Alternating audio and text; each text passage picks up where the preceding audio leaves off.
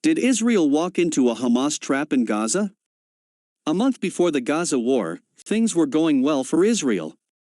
The Abraham Accords were going strong, and a vaccination campaign had made Israel an envy during the pandemic. The peace agreements appeared to herald a new era in the Middle East, and all that was required was to keep Iran and its proxies from trying to destabilize the region. A new U.S. administration was keen to increase the U.S. role around the world and support human rights. That might mean no more chaotic policies, like the flip-flops of the Syria withdrawal in 2018 to 2019.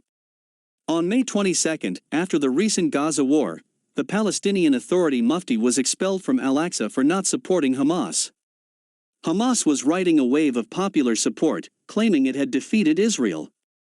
Protests in many countries had targeted Jews, and articles slamming Israel were being printed in newspapers worldwide. China had led efforts at the UN critiquing Israel, and in the US, several far-left members of the Democratic Party were calling Israel apartheid and pushing to stop arms sales.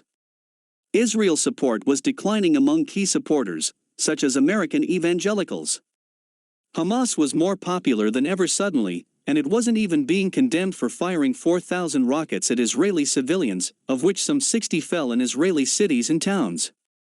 There's talk now of a shift in how countries will approach Hamas, and it has received more legitimacy in the weeks since the war than in the decades prior.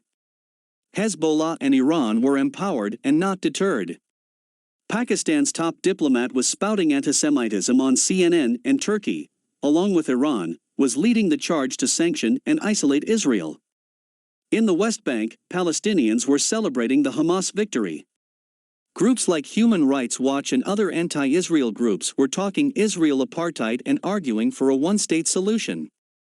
Anti-Israel activists sensed the tide had turned. Israel could be eliminated as a settler colonial state. Iran agreed.